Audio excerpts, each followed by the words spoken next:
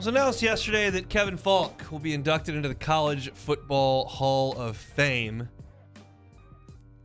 And obviously, most listening to this show have great memories of Kevin Faulk. Some too young. I'm right on the edge. I certainly remember Kevin Faulk playing for the Purple and Gold, but I was a youngster those days, but those are your formative years. And he was a superstar. And certainly I've told the story many times. Did it on Throwback Thursday back in October. The 1997 Florida game was the one that set the hook on me forever as an LSU fan. I was already an LSU fan. That was after Warren Morris, and I had known that was a great thing, and I'd been to the 95 Independence Bowl and certainly was aware. But that game was the one where I realized the gravity of the situation. I knew who Steve Spurrier was. I knew who Kevin Faulk was. I knew who Tommy Banks was, and to win that game was such a big deal. And he was part of a revival of LSU football. Obviously, bring back the Magic, the most famous game of that era. But the story goes that Jared Nardo left his introductory press conference and drove to Karen Crow and said, "This is it." And he got him to LSU, and all that resulted was the most yards from scrimmage in the history of the Southeastern Conference, which is pretty good. Oh, yeah, that's definitely nothing to scoff at. To me, I think we went over this a while ago, best back LSU history. I know there's some names, but I got to have Kevin Faulk at the top of the list. You look at that full body of work, just what he did as a rusher, as a returner, as a back receiving the ball out the backfield. He checked every box. The dude was totally legit. Just big play after big play. The Alabama game, you can go on and on with all the moments he's had as a player for LSU. So no shocker for me, well-deserving of being in the College Football Hall of Fame. Sometimes, no matter the sport, you can turn on any sport, but a highlight package from a different time, sometimes it doesn't hold up. You're like, it's just a different era, a different game. Like, you turn on Kevin Faulk stuff from the mid-'90s, and you're like, that still plays. The quickness, the speed, the wiggle, the ability to make guys miss, run away. He had every single bit that you need, and that was evidenced by the fact that he went on after a 4-year run at LSU and played 13 more years in the NFL, where he holds a truckload of Patriots records as well. That's a guy who just had it. He looks now. If you turn the highlights back on, and if you're looking at the picture we've got here on YouTube, the shoulder pads look ridiculous, Yeah. but the play and the player under him, you can tell that guy could drop in right now and go nuts. Oh, yeah, definitely. I don't know about those yellow jerseys they were rocking. That's a tough scene. That's a tough look. Yeah, I don't know if I'm feeling that, but everything else about Kevin Faulk and the crew, I definitely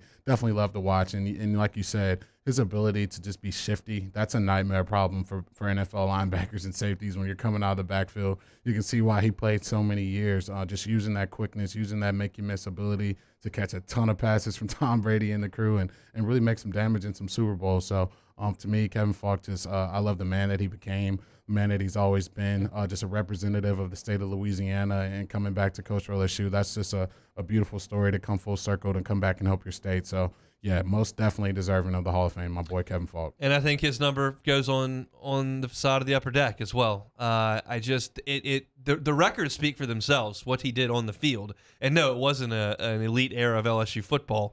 You're talking about going to Independence Bowls and Peach Bowls, but what he meant to Louisiana and staying home. I mean, you know the names by now. I don't have to refresh your memory, but it's Peyton Manning, and it's Warwick Dunn, and it's Travis Minor, and it's Ed Reed, and it's Reggie Wayne, and the list goes on and on and on about guys that didn't stick around, and he decided to do it, and there's something to be said for that. It's a battle that we fight and we talk about every single year.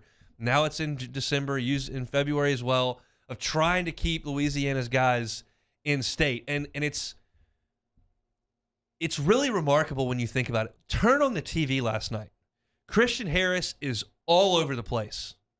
Slade Bolden is basically the number one option that they've got. And you know what Dylan Moses meant to the middle of that defense over the last few years. And you understand what Devontae Smith did at Alabama. And you look at Georgia's starting center, who's from New Orleans, and if you can keep the guys in this state, you're a problem for everybody. And they were all leaving at that point, and he made a point. So to me, yeah, let's look at at the records and the yards from scrimmage and the rushing and beating number 1 for the first time ever and all the kind of things that happened while he was here. But just the message of a Louisiana guy sticking around has got to mean something to the people of this state. And I'm also very upfront by the fact that I'm so glad that Joe Burrow wants to leave his home state and come here, and so glad that Grant Delpit wants to leave his home state and come here, and so glad that Patrick Peterson wants to leave. But I'm in purple and gold, and I'm going to salute the guys who stayed here. And there's so many people listening that have so many great memories of the talent that Kevin Faulk was after the worst stretch in a long, long time in Baton Rouge. Yeah, and we talked about the dryness or the staleness and just waiting as a Georgia fan base.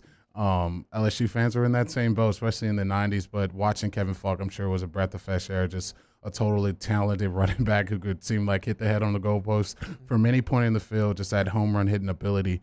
That's what I love to see. I love my backs that can make guys miss and go score a touchdown. And that's definitely what Kevin Faulk did a lot of, and just his all-purpose ability. I think it's really, you can't really point to too many other running backs from LSU history. Maybe Geis, maybe some others, but the dude could do it all. Just a total football player, and it was a great thing to watch him, especially as a kid coming up in Louisiana. Did it say anything? Now, this is not relevant to his College Football Hall of Fame induction, but when we're talking about Kevin Faulk, did it say anything that he was able to stay in New England for 13 years? I just feel like that's the hardest organization to stick in, because there's not really a personal deal there. It's when you're no longer the guy we need, we're moving on.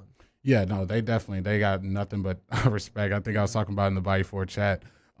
They run the same offense, man. So it'll be weird. We'll be, going over plays, going over film, and then we'll be watching a play from like the 2002 season, 2003 season. We're here in 2018. I'm like, what are we doing? But you see Kevin Faulk coming out the backfield, routing guys up, and really showing the way it's done. And that's the teaching shape that we watch from Kevin Faulk. So he's definitely held in high regards up there. Just who he was on and off the field, just a guy that showed up to work every day, willing to put it on the line, willing to do everything the coaches were asked to do, and even a better guy in this community. So definitely tons of respect for Coach Faulk up there. Did they ever bring him up when they were talking to you, just a running back from LSU? I don't know if they made that like a exact comparison. No, just like, well, Faulk used to figure this out, and he's from LSU. Like, what are you doing? Yeah. No, I think they were more pairing me to Ridley, because I wasn't doing I forgot about him too. I wasn't doing the Faulk stuff. They let James White and some of the other smaller guys do that stuff, but I was getting more of the Ridley film, like first, second down guy, tough, getting those tough yards, doing some of the stuff that they did, goal line stuff.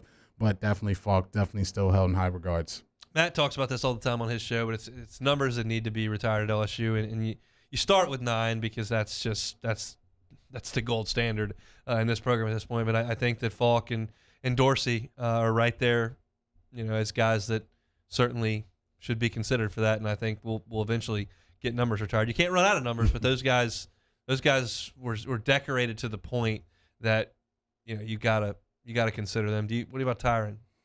Wait, say it again. What about Tyron? Tyron as far as Hall of Fame? No, retiring his number. Ooh, it's tough, man. It's tough with the tradition of the number and just what they've kind of been doing it. Yeah. That's going to be tough. Look, I say it all the time. Best defensive player ever in LSU history. I don't care. I know a lot of people are going to say Glenn Dorsey. There's going to be some other names thrown in there. I would not be upset if they did it, but I'll kind of be sad about the tradition. I love seeing those guys kind of rock that 7 and get that swag at the team, because I say it all the time. 2012, we have Tyrann Mathieu. We win the national championship.